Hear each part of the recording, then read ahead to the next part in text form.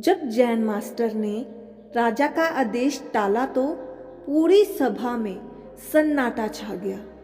सब जानते थे कि राजा बहुत क्रोधी है और आज तक किसी में इतनी हिम्मत नहीं हुई थी कि वो राजा को 5 दिन तक इंतजार करने को कहे। नमस्कार दोस्तों, स्वागत है आपका बोधी आइडियल चैनल में। दोस्तों, कहानी है जापान के एक बड़े राजा की। राजा को महल की सजावट का विशिष्ट सामान रखने के लिए एक शानदार अलमारी की जरूरत थी। उसने कई बड़ाई और हुनरमंद कारपेंटर से अलमारी बनवाई, लेकिन किसी का काम राजा को पसंद नहीं आया। मुसीबत ये थी कि राजा गुस्से के लिए बदनाम था।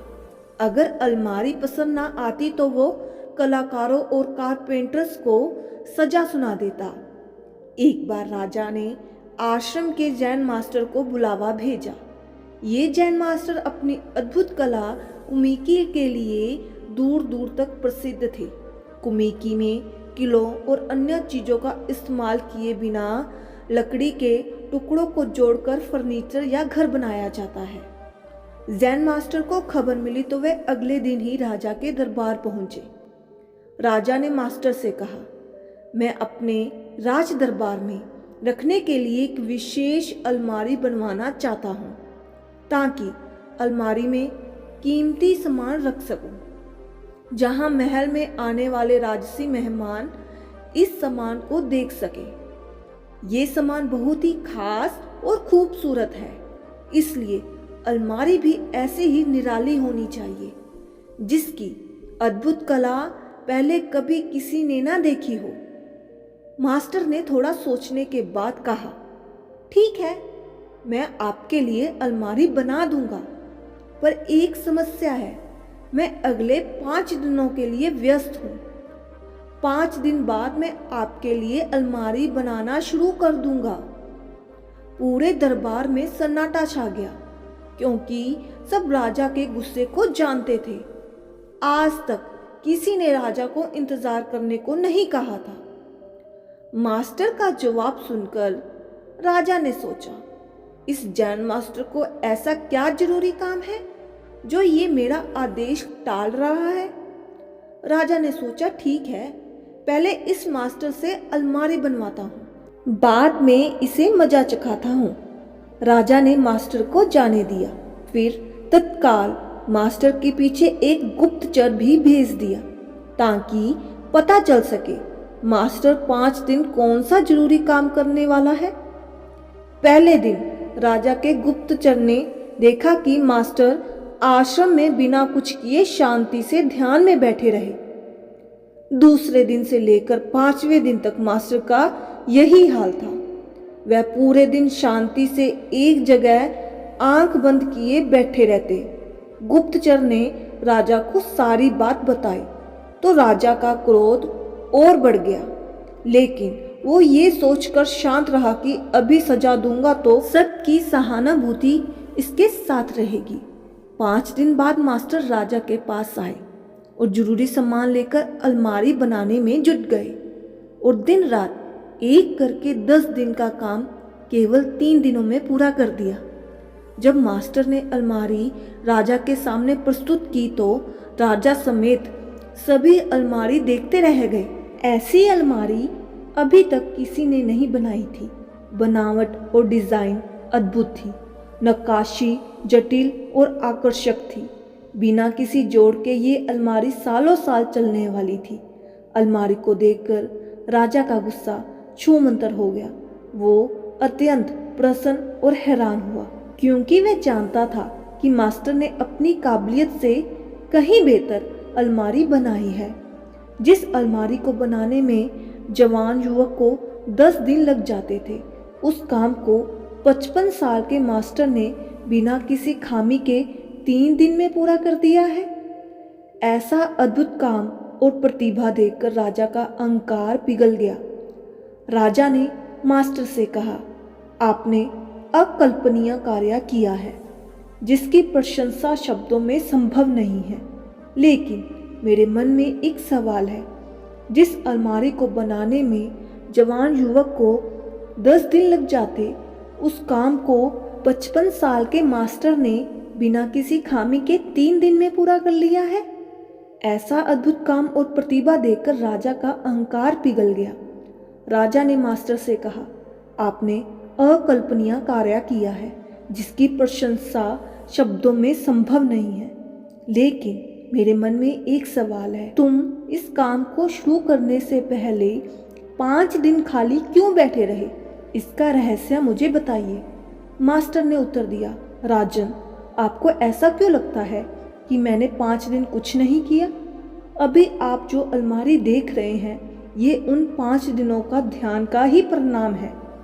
मास्टर ने आगे कहा, पहला दिन मैंने मन से असफलता और डर के विचारों को त्यागने में लगाया, क्योंकि मैं जानता था अगर आप मेरे कार्य से खुश नहीं हुए तो मुझे जेल हो सकती है।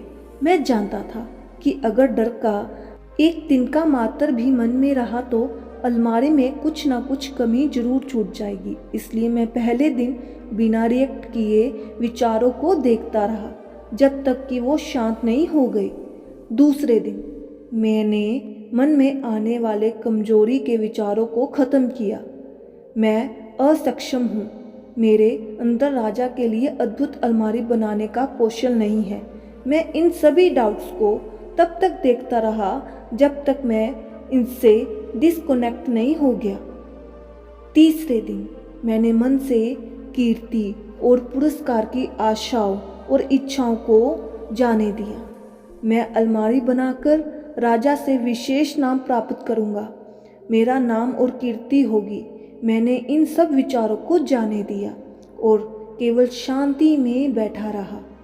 मास्टर ने कहा, मैंने चौथा दिन अभिमान को छोड़ने में बिताया, ताकि जब मैं सफल हो जाऊं तो मेरे मन में अभिमान ना आए, और जब मैं सफल हो जाऊं और लोग मेरी प्रशंसा करें तो अहंकार मुझ पर हावी ना हो पाए। मैंने 5वां दिन मन में अलमारी का स्पष्ट चित्र बनाया और अपने काम को लेकर विश्वास पैदा किया कि राजा को अलमारी जरूर पसंद आएगी। मन में ये चित्र बनाने में 5वां दिन निकल गया। मास्टर ने कहा, इस तरह मैंने अपने मन से उन सारे विचारों को हटाया जो लक्ष्य पाने में बाधा बनते हैं। परिणाम स्वरूप अलमारी कुछ ही समय में बनकर तैयार हो गई। सबसे पहला लेसन, मन 4 तरह की बातें करता है। अगर सफल नहीं हुए तो क्या होगा? मैं सफलता के लायक नहीं हूँ। सफल होगा तो प्रसिद्धि मिलेगी, मेरा नाम होगा। और चौथा, सफलता का अहंकार। यह सब मैंने ही किया है। मन की इन 4 तरह की बातों के चलते हम प्रेजेंट नहीं रह पाते, अपनी शक्ति क्षीण करते रहते हैं, जिस कारण मन और इसके विचार हम पर हावी हो जाते हैं। दूसरा लेसन है डर का झूठ। मन अंदर ही अंदर हमें सबसे बोलता है कि तुम तैयार नहीं हो, तुम काबिल नहीं हो। ये बात हम सबको अपना पूर्ण योगदान, पूर्ण शक्ति लगाने नहीं देती। इसलिए स्वामी जी कहते हैं कि जिस पल तुम डर को जीतोगे, उसी पल सफलता तुम्हारी हो जाएगी। मास्टर ने विचारों को कैसे शांत किया? विचार केवल विचार है, वास्तविकता नहीं। आनंदमय सूत्र मास्टर ने देखा कि अगर मैं अलमारी नहीं बना पाया तो राजा सजा भी दे सकता है। इस विचार के प्रकट होने से मन और शरीर में डर महसूस होता है। फिर मास्टर ने स्वीकार किया कि यह डर केवल एक विचार है और विचार केवल अंदाजा है, सच्चाई नहीं है। सच्चाई ये है कि मैं इन विचारों को आते जाते देख रहा हूँ। फिर मास्टर तब तक शांति में बैठे रहे जब तक आने जाने वाले डर के विचारों से मन की शांति को कोई फर्क नहीं पड़ा। जब मास्टर ने मन से विचलित होना बंद किया तो डर भी जड़ समेत नष्ट हो गया। अगला लेसन है focus on vision. Gautam Buddha कहते हैं कि जैसा आप सोचते हो वैसा आप बन जाते हो, जैसी आप कल्पना करते हो वैसा ही काम करते हो। What you think you become, what you imagine you create. जब मन में लक्ष्य स्पष्ट होता है और डर या अन्य विचार नहीं होते तो सफलता निश्चित प्राप्त होती है। इसलिए मन में सतत लक्ष्य का स्पष्ट चित्र देखा जाए। तो दोस्तों, कैसी लगी कहानी ज़रूर बताइएगा। आपका कीमती समय देने के लिए बहुत बहुत धन्यवाद।